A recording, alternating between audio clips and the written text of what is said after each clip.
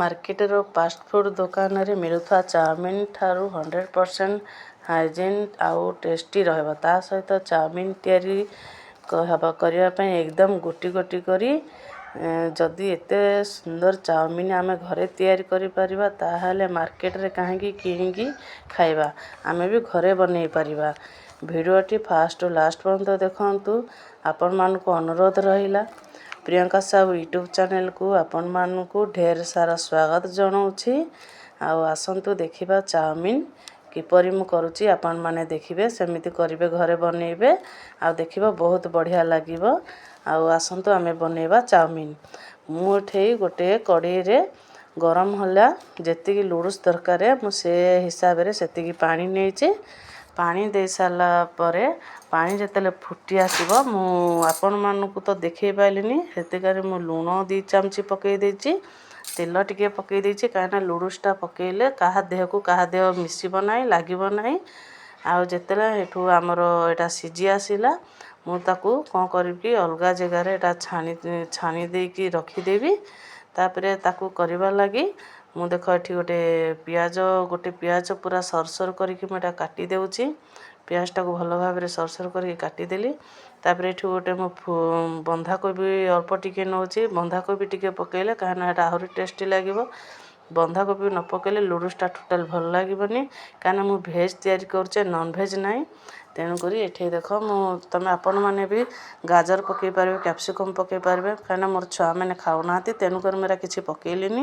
ମୁଁ ଏଠି କ'ଣ ଦେଇଛି ଆପଣମାନଙ୍କୁ ଦେଖାଉଛି। ବନ୍ଧାକୋବି ଟିକେ କାଟିଥିଲି, ଦେଖ ସରୁ କରିକି, ଆପଣମାନେ ଏମିତି ବି କାଟିପାରିବେ କି ଆହୁରି ସରୁ କରି କାଟିପାରିବେ। ଆଉ ଏଠି ଟମାଟୋ ଗୋଟେ ନେଇଛି, ଆଉ ପିଆଜ ବି ଗୋଟେ ପୁରା ସରୁ କରି କାଟି ଦେଇଛି। ଆପଣମାନଙ୍କୁ ଏଠି ଦେଖାଉଛି, ଦେଖନ୍ତୁ ମୋର ଏଠି ଲୁଡ଼ୁସ୍ ପୁରା ତିଆରି ହୋଇଗଲାଣି। ମୁଁ ଏଠି ଗୋଟେ ଜାଲି ସାହାଯ୍ୟରେ ମୁଁ ତାକୁ ଏଇଟା ଛାଣିକି ରଖିଦେଉଛି। ପାଣି ଏରା ତଳକୁ ଖସିଗଲେ ତାକୁ ଆପଣମାନେ କ'ଣ କରିବେ କି ଗୋଟେ ଜାଗାରେ ତେଲ ଦେଇକି ତାକୁ ଏପଟ ସେପଟ କରିଦେଲେ, କାହିଁକିନା ଚାଉମିନ୍ଟା କାହା ଦେହ ମିଶିବ ନାହିଁ, ଲାଗିବ ନାହିଁ, ନହେଲେ ବିଣ୍ଡା ହେଇଯିବ। ତେଣୁକରି ତାକୁ ଭଲ ଭାବରେ ଛାଣିଦେବେ। ଛାଣି ଦେଇକି ତାକୁ ଏପଟ ସେପଟ କରିଦେବେ, ଦେଖିବ କାହା ଦେହ ଲାଗିବ ନାହିଁ। ତାପରେ ଆସନ୍ତୁ ତିଆରି କରିବା। ଏଠି ମୁଁ କଡ଼େଇ ଆହୁରି ପୁଣି ବସେଇଲି। ତାପରେ କଡ଼େଇ ଗରମ ହେଲା ଖୁଣୁ ମୁଁ ତେଲ 3-4 ଚାମଚ ଦେଲି, କାହିଁକିନା ଲୁଡ଼ୁସ୍ରେ ଟିକେ ତେଲ ନଦେଲେ ଭଲ ଲାଗିବନି, ତେଲ ଟିକେ ଲାଗିବ। ସେଥିଲାଗି ତେଲ ତାତିଲା ଖୁଣୁ ମୁଁ ଏଠି ପିଆଜ ପକାଇଲି। ପିଆଜଟାକୁ ତାକୁ ଭଲ ଭାବରେ ପାଚି ଆସିଲା ଖୁଣୁ, ଅଳ୍ପ ପାଚିଲେ ଜମା ପଚେଇବେନି। ତାପରେ ଟମାଟୋ ଏଠି ମୁଁ ଯେଉଁ ଗୋଟେ କାଟିଥିଲି ଟମାଟୋ ବି ଦେଲି, କାହିଁକିନା ଟମାଟୋ ସସ୍ ପକାଇଲିନି, ସେଥିଲାଗି ଟମାଟୋ ଏଠି ଗୋଟେ କାଟିକି ପକାଇଦେଲି। ଟମାଟୋ ଦେଖ ଏପଟ ସେପଟ ମୁଁ ଟିକେ କରିଦେଉଛେ। ତାପରେ ଏଠି ମୁଁ ଯେଉଁ କାଟିକି ରଖିଥିଲି ବନ୍ଧାକୋବି ବି ଟିକେ ଏଇଟା ପକାଇ ଦେଉଛି। ବନ୍ଧାକୋବିକୁ ଏପଟ ସେପଟ ଭଲରେ ବେଶୀ ସିଝେଇବେ ନାହିଁ, ଅଳ୍ପ ଟିକେ କାଡ଼ ଲାଗୁଥିଲେ ବି ଭଲ ଲାଗିବ ଚାଉମିନ୍ରେ। ତେଣୁକରି ବନ୍ଧାକୋବିକୁ ମୁଁ ଏପଟ ସେପଟ କରିକି ତାକୁ ବି ଭଲ ଭାବରେ ମିଶାଇ ଦେଉଛି। ତାକୁ ଭିଡ଼ିଓଟି ଦେଖନ୍ତୁ ସାଙ୍ଗମାନେ, ଆପଣମାନଙ୍କୁ ଅନୁରୋଧ ରହିଲା ଭିଡ଼ିଓଟି ଫାଷ୍ଟରୁ ଲାଷ୍ଟ ପର୍ଯ୍ୟନ୍ତ ଦେଖିବେ। ଏଠି ମୁଁ ଯେଉଁ ସବୁ ମସଲା କରିଛେ, ଲଙ୍କାଗୁଣ୍ଡ 1 ଚାମଚ, ଲୁଣ ବି ଆଗରୁ ଟିକେ ଦେଇଥିଲି, ସେଥିଲାଗି ତାକୁ ତା ହିସାବରେ ଦେଖି ମୁଁ କମ୍ ଲୁଣ ଟିକେ ଦେଉଛେ। ତାପରେ ଏଠି ଜିରା ଗୁଣ୍ଡ, ଧନିଆ ଗୁଣ୍ଡ ଟିକେ 1 ଚାମଚ ଲେଖାଏଁ ପକାଇ ଦେଉଛି।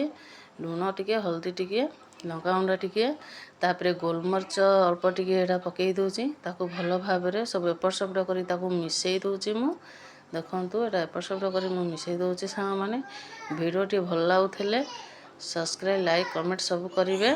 ଆପଣମାନଙ୍କୁ ପୁଣି ଅନୁରୋଧ ରହିଲା। ତାପରେ ଏଠି ମୁଁ ଯେଉଁ ଚାଉମିନ୍ କରିଥିଲି, ସିଝେଇକି ରଖିଥିଲି, ତାକୁ ଏପଟ ସେପଟ କରିକି ଭଲ ଭାବରେ ଏଇଟା ଘାଣ୍ଟି ଦେଉଛି, ମିଶାଇ ଦେଉଛି। ତାକୁ ମୁଁ କାହା ଦେହକୁ ଯେମିତି କାହା ଦେହ ନ ଲାଗିବ, ମୁଁ ତାକୁ ଏପଟ ସେପଟ କରିକି ଭଲ ଭାବରେ ମିଶାଇ ଦେଉଛି। ଆପଣମାନେ ବି ଏମିତି କରିପାରିବେ। ଏଇଟା ଦେଖନ୍ତୁ ଆମର ହେଇଗଲାଣି ଚାଉମିନ୍, କେତେ ସୁନ୍ଦର କଲରଫୁଲ୍ ଦେଖାଯାଉଛି। ଆଉ ମୁଁ ଏଠି ସୋୟାବିନ୍ ଟିକେ ବି ଅଳ୍ପ ଟିକେ ହେରା ବି ଟିକେ ପକାଇ ଦେଉଛି, ବେଶୀ ପକାଇବେନି, କାହିଁକିନା ଏଇଟା ପିତା ଲାଗିବ, ସେଥିଲାଗି କମ୍ ଟିକେ ଏଇଟା ପକାଇବେ। ଆପଣମାନେ ଟମାଟୋ ସସ୍ ପକାଇକି ଖାଇପାରିବେ, ନହେଲେ ଚିଲି ସସ୍ ବି ତୁମେ ସବୁ ପକାଇକି ଖାଇପାରିଲେ ବି ହେବ। ମୋର ଛୁଆମାନେ ଏରା ଖାଉନାହାନ୍ତି, ସେଥିଲାଗି ମୁଁ ପକାଇଲି ନାହିଁ। ଏଇଟା ଦେଖନ୍ତୁ ଭିଡ଼ିଓଟି ଭଲ ଲାଗୁଛି କି ନାହିଁ ସାଙ୍ଗମାନେ, ଆଉ କମେଣ୍ଟରେ ମୋତେ କହିବେ। ରଖୁଛେ ସାଙ୍ଗମାନେ, ଜୟ ଜଗନ୍ନାଥ, ବାଏ ବାଏ।